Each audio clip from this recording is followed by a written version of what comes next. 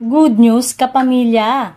Parami ng parami ang mga Pinoy na nakadikit sa kanilang mga TV screen para manood ng YouTube live stream ng mga palabas ng ABS-CBN kung saan ang oras ng panonood ay tumataas ng average ng 85% taon-taon mula noong 2020.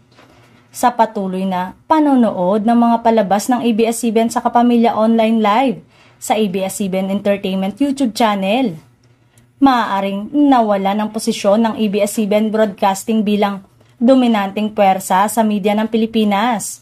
Ngunit patuloy itong naghahari bilang isa sa mga nangungunang leader sa pagbuo ng mga talento.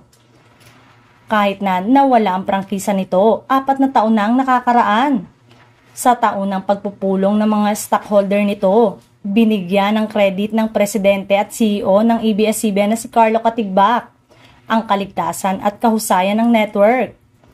Binigyan din nito na nagawa ng ABS-CBN mula nang maalis ito sa mga airwaves sa panahon ng panunungkulan ni Pangulong Rodrigo Duterte.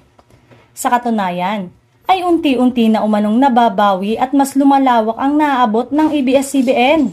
Ang Batang Quiapo na nananatiling the highest rated primetime show. It's Showtime na may #1 top spot in the noontime slot. Sinabi niya na ngayong taon ay ang tagumpay ng ABS-CBN.